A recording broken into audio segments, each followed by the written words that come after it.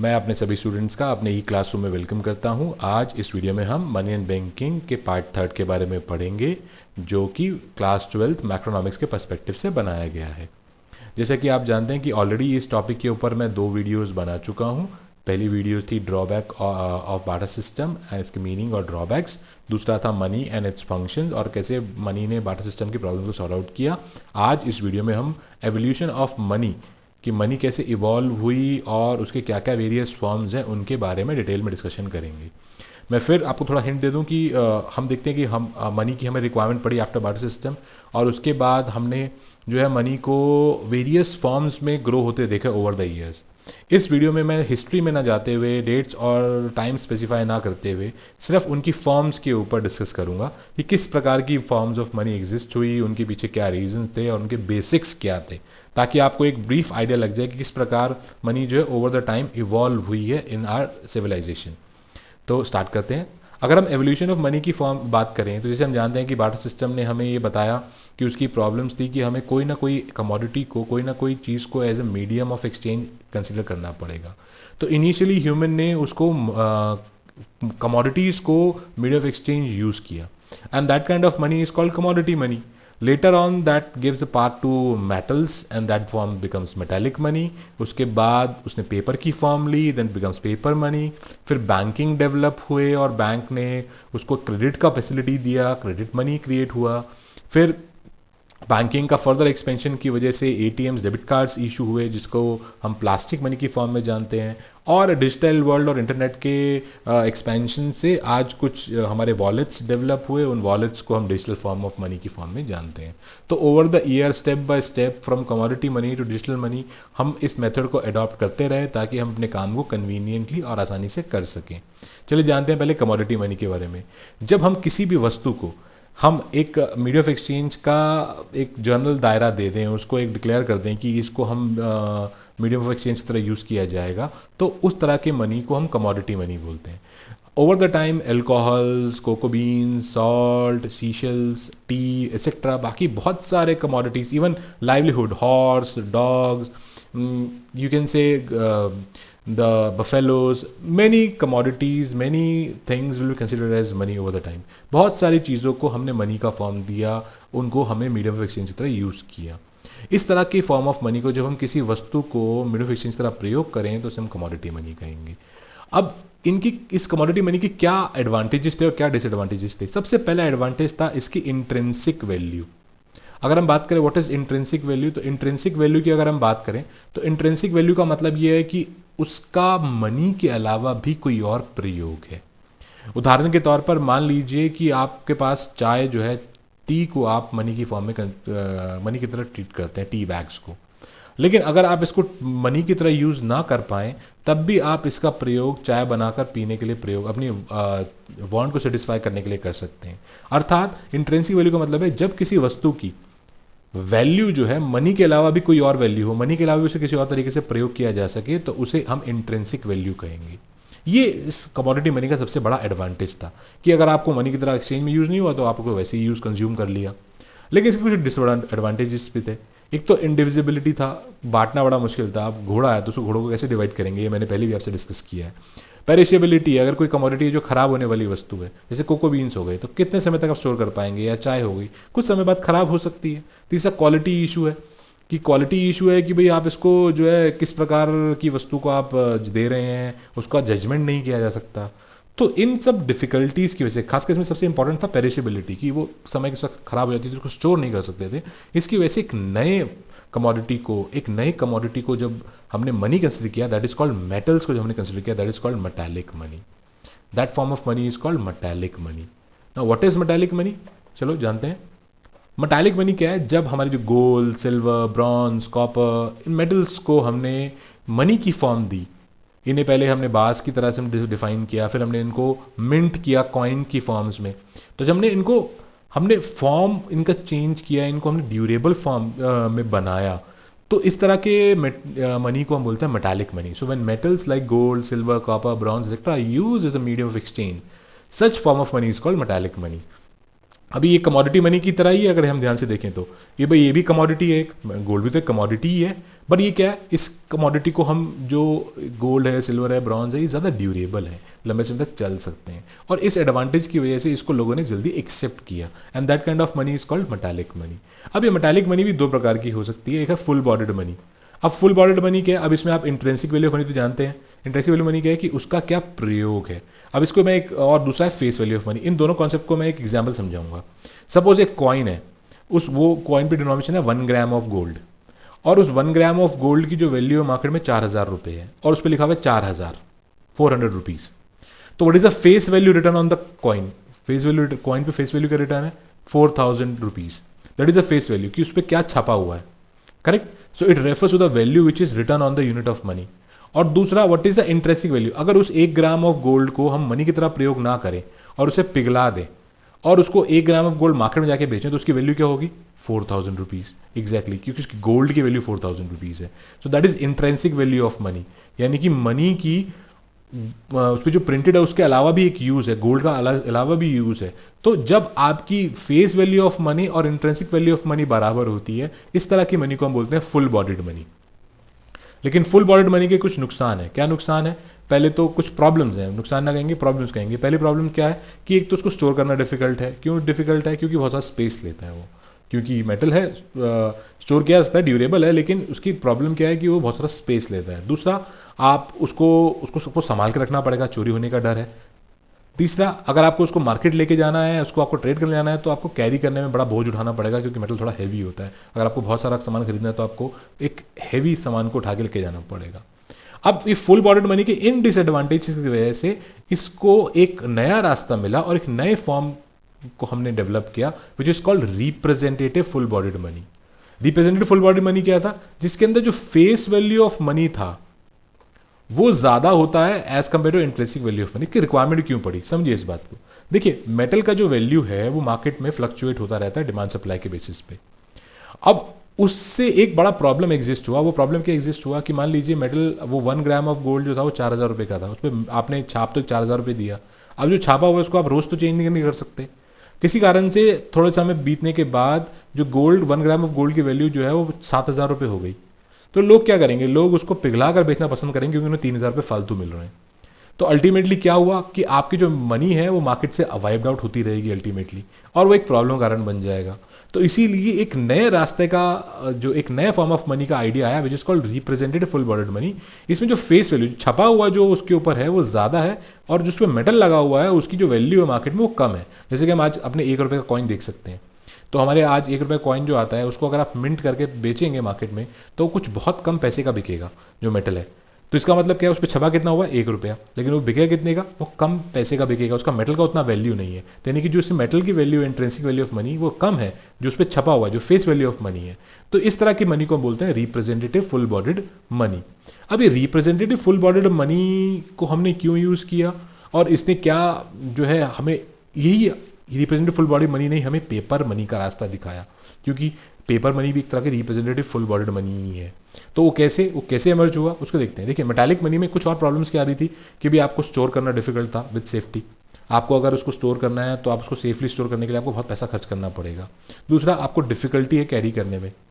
तो ऐसे में पूरे उस पर्टिकुलर एरिया में एक गोल्ड स्मिथ था, वो एक फैसिलिटी प्रोवाइड करता था। वो क्या फैसिलिटी प्रोवाइड करता था कि आप उसको जाकर अपना गोल्ड जमा करा दीजिए, उसके पास एक बड़ा तिजोरी है, देख सकते हैं आप ये, और इस तिजोरी में वो अपना गोल्ड, आपका गोल्ड प्रिजर्व करके रखेगा। He is a trusted man, वो भरोसे वाला व्यक्ति है, वो उसको रखेगा, और आपको कभी भी चाहिए तो आप उसको निकाल सकते हैं। तो इससे आपको अपने गोल्ड के चोरी होने की टेंशन नहीं थी। तो ये लोगों को कन्वीनियंट लगा, और गोल्ड स्मिथ के बदले में बहुत मिनिमम चार्ज लेता था आपसे।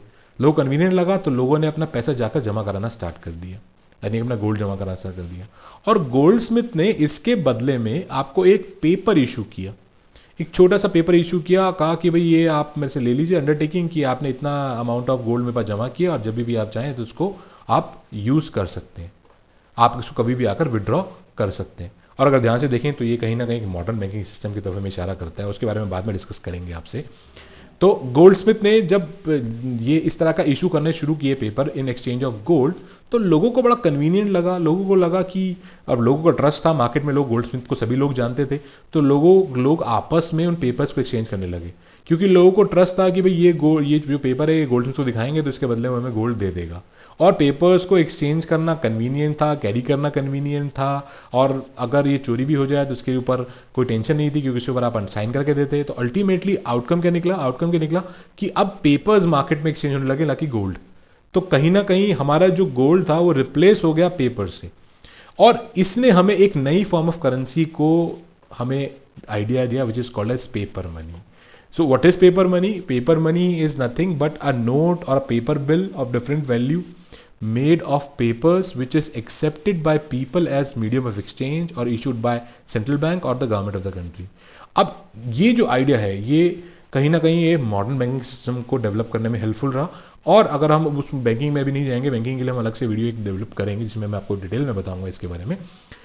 तो पेपर मनी क्या हुआ? पेपर मनी क्या हुआ? एक कागज़ है जिसके ऊपर जिसकी फेस वैल्यू ज़्यादा है, जिस पे लिखा हुआ है कि 100 रुपये मिलेंगे, लेकिन उस पेपर के अगर उस जो है स्टैम्प को या अगर उस इशू को हटा दिया जाए बैंक के, तो उसकी खुद की कोई वैल्यू नहीं है, इसकी इंट्रेंसिक वैल्यू बहुत कम है।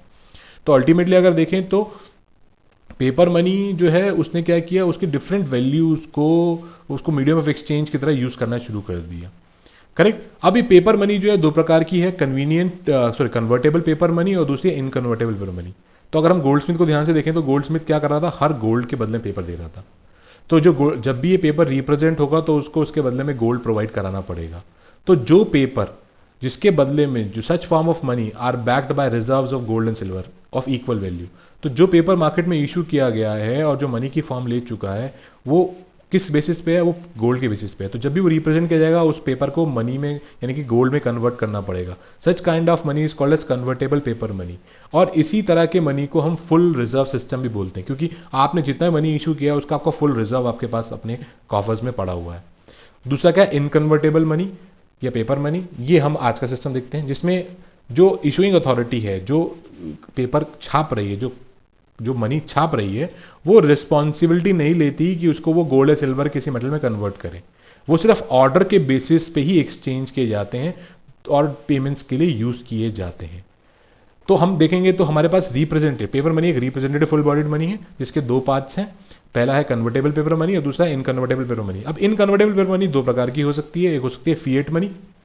फिएट मनी क्या है? जिसके जहां पर लोगों ने जिसको मनी एक्सेप्ट किया वो एक ऑर्डर या एक अथॉरिटी, गवर्नमेंट ने जब एक ऑर्डर दिया या अथॉरिटी दी उस बेसिस पे उसको एक्सेप्ट किया, तो उस बेसिस पे लोगों को एक्सेप्ट किया। फॉर एग्जांपल जैसे फॉर एग्जांपल भारत में रुपया जो है उसको गवर्नमेंट ने सर्टिफाई किया है कि आपको कोई भी अगर एक्सचेंज या ट्रांजेक्शन करनी है तो आपको रुपीज को एक्सेप्ट करना पड़ेगा in exchanging goods and services with the authority of the government. तो ये जो अथॉरिटी है इसने इस मनी को बनाया फिएट मनी। और फिड्यूशरी मनी क्या होता है? ये भी इसका एक फॉर्म है। फिड्यूशरी मनी होता है जब कोई अथॉरिटी नहीं है गवर्नमेंट की बट लोगों के विश्वास के बेसिस पे। जैसे example cheque issue by bank. अब आप किसी की पेमेंट करने जाएं और आप उसको चेक दे दें तो लोग एक्सेप्ट कर लेते हैं, पता है कि बैंक का चेक है तो लोगों का बैंक पे ट्रस्ट है। तो यहां पर जो मीडियम ऑफ एक्सचेंज जो चेक यूज हो रहा है as a medium of exchange, ये एक किस बेसिस पे यूज हो रहा है? ये एक ट्रस्ट के बेसिस पे यूज हो रहा है। तो this kind of money is called fiduciary money. तो अलग अलग प्रकार से हम इसको डिफाइन कर सकते हैं। ये हालांकि आपके पेपर में बोर्ड में शायद ना पूछा जाए, लेकिन बट फिर आपको पता होना चाहिए what is fiat money, what is fiduciary money, what is convertible paper money, what is inconvertible paper money. अब इनकन्वर्टेबल पेपर मनी जो है वो हमारे मॉडर्न बैंकिंग सिस्टम का आधार है और इसी ने हमें रास्ता दिया क्रेडिट मनी का। देखिए क्रेडिट मनी को हम डिटेल में डिस्कस बैंकिंग सिस्टम में करेंगे जब हम क्रेडिट क्रिएशन के बारे में पढ़ेंगे, पर अभी इतना जान लेते हैं क्रेडिट मनी एक टाइप ऑफ मनी होती है जिसको बैक किया जाए एक प्रॉमिस से कि हम उसको फ्यूचर में पे करेंगे। So it is a monetary value credit out of future obligation, कि जो फ्यूचर ऑब्लिगेशन से हुआ। अब इसको समझने के समझते हैं कि गोल्डस्मिथ ने अभी तक जो पेपर इशू किए थे वो इस आधार पर किए थे कि उसके बदले में उसके पास गोल्ड था। लेकिन अगर गोल्डस्मिथ ने ऑब्जर्व किया कि मेरे पेपर्स जो है मार्केट में मनी की तरह ट्रीट हो रहे हैं, तो उसने एक्सेस में पेपर्स इशू करने शुरू कर दिए विदाउट गोल्ड रिजर्व्स। तो अब ये क्या है? ये जो पेपर्स हैं ये इशू तो किए गए हैं, लेकिन ये क्योंकि सिस्टम कौन सा कन्वर्टेबल पेपर करेंसी है, पेपर मनी है, तो इसमें अगर ये पेपर उसके पास रिप्रेजेंट होते हैं तो उसे उसको इसके बदले में क्या देना पड़ेगा? गोल्ड देना पड़ेगा। तो उसने क्या किया कि गोल्ड एग्जिस्ट नहीं करता रियलिटी में, फिर भी उसने पेपर को मल्टीप्लाई कर लिया, यानी करेंसी को मल्टीप्लाई कर दिया। मॉडर्न बैंकिंग सिस्टम में भी बैंक ऐसा ही करता है, जिसके बारे में डिटेल में आपको डिस्कस करेंगे इन द बैंकिंग पार्ट। तो इस तरह से जब मॉडर्न बैंकिंग सिस्टम करता है, तो it is created by bank to expand और contract demand deposits sorry through the process of more loans. वो लोन देकर इस तरह क्रिएट करता है। तो इस तरह की मनी को क्रेडिट मनी कहते हैं। एक छोटा सा मैं आपको हिंट दे देता हूं, जब आप बैंक में जाके पैसा जमा कराते हैं तो बैंक आपको कभी भी ये नहीं दिखाता कि पैसा कहाँ रख रहा है, वो आपकी पासबुक में एक एंट्री कर देता है और आप वो एंट्री को अपना मनी समझ के वापस आ जाते हैं। सिमिलरली जब कोई व्यक्ति लोन लेता है तो बैंक क्या करता है, उस लोन को जो है उस लोन अमाउंट को वो उसका अकाउंट खोलकर उस पासबुक में एंट्री करके दे देता है कि आप जब चाहे निकाल सकते हैं उसे। तो अल्टीमेटली जो है जो पैसा एग्जिस्ट हो रहा है उस पैसे को वो बार बार इस तरह से लोन देकर उसको मल्टीप्लाई करता है, और उसी प्रोसेस को हम फ्रैक्शनल रिजर्व बैंकिंग सिस्टम कहते हैं, जो कि मॉडर्न बैंकिंग सिस्टम का आधार है, जो कि इस प्रोसेस से हमें आइडिया लगा। This form of money is called credit money. तो इन शॉर्ट कह सकते हैं क्रेडिट मनी क्या है कि वहाँ पड़ी हुई है पैसा, आप कभी भी जाके निकाल सकते हैं, लेकिन आपको अभी नहीं चाहिए, और वो आपको प्रॉमिस करता है कि फ्यूचर में आपको पे कर देगा। इस तरह से वो पैसे को मल्टीप्लाई करते हैं, इस तरह की फॉर्म को क्रेडिट मनी बोलते हैं। अब क्रेडिट मनी के बाद नया रास्ता है प्लास्टिक मनी। आज सब लोग जानते हैं ATM cards, debit cards, master cards, visa cards, और ये जो है ये किस बेसिस पे बने हुए, प्लास्टिक पे बेसिस बने हुए, इसीलिए इनको हम कहते हैं प्लास्टिक मनी।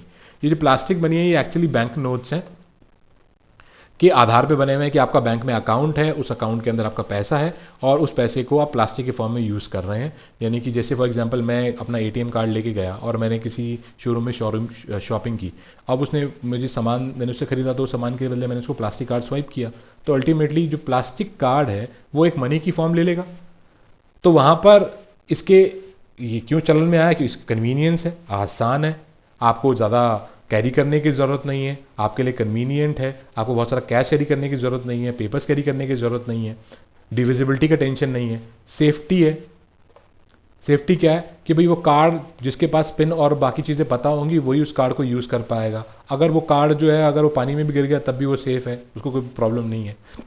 तीसरा क्या है, सॉल्व डिजिबिलिटी इशू, कि आपको छुट्टे की टेंशन नहीं है, आपको जितने का अमाउंट आया आपने कार्ड स्वाइप किया उतना अमाउंट ट्रांसफर हो गया व्यक्ति के अकाउंट के अंदर। ड्यूरेबल है, जैसे मैंने बताया ख़राब नहीं हो सकता कार्ड इतनी आसानी से, लंबे समय तक चल सकता है।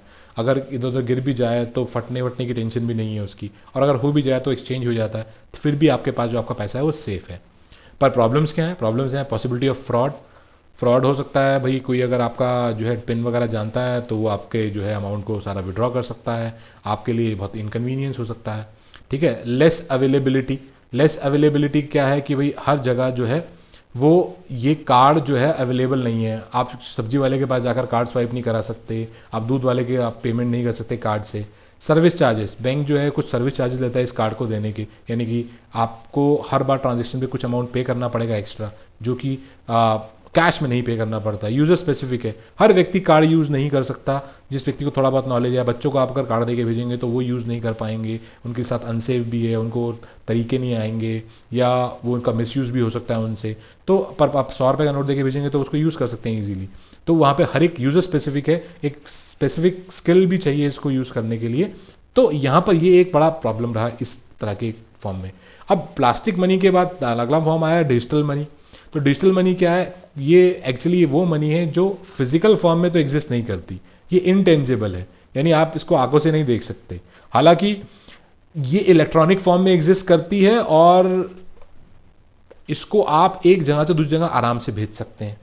हाँ, हालांकि कुछ फॉर्म ऑफ मनी है जो आज जिसको हम जो है कन्वर्ट करा सकते हैं इन दी फिजिकल फॉर्म। जैसे कि हमारे बैंक अकाउंट में जो पैसा पड़ा है वो इनटेंजिबल है, हमें दिखाई नहीं दे सकता कि कहाँ पड़ा है, लेकिन हम चाहें तो उसको फिजिकल फॉर्म में बैंक से जाके ले सकते हैं।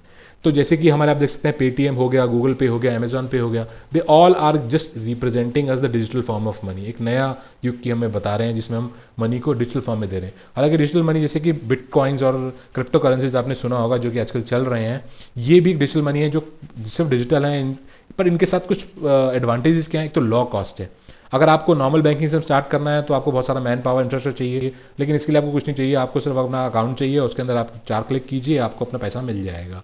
आप आसानी से एक जगह से दूसरी जगह पैसा भेज सकते हैं, बहुत कम पैसे में, बहुत कम कॉस्ट में आप पैसा भेज सकते हैं। और यही दोनों फैक्टर्स जो है वो रिस्पॉन्सिबल हैं इसको जो है वाइडली एक्सेप्ट होने के लिए। डिसएडवांटेज क्या है, चोरी होने का डर है, अगर किसी ने आपका अकाउंट हैक कर लिया तो वो आपसे बहुत पूरा फंड ही आपसे निकाल सकता है।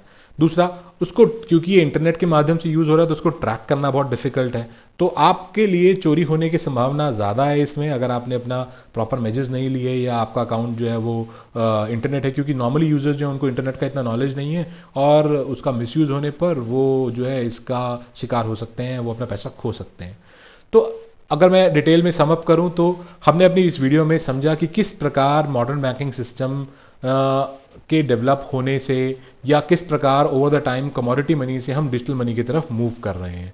हालांकि एवोल्यूशन ऑफ मनी में ज़्यादातर जो हम बताते हैं कि हिस्ट्री में ये हुआ या वो हुआ, डेट्स को ना मेंशन करते हुए मैंने केवल कॉन्सेप्ट्स को इसमें पिक किया है ताकि मैं आपको डिटेल में टॉपिक्स के बारे में समझा सकूं कि ये क्या क्या होते हैं। इसमें क्रेडिट मनी एक टॉपिक है जिसमें आपको थोड़ा बहुत कन्फ्यूजन रहा होगा आई एक्सपेक्ट, बट वो क्रेडिट क्रिएशन प्रोसेस को समझने के बाद आपके लिए बहुत इजी हो जाएगा अंडरस्टैंड करना।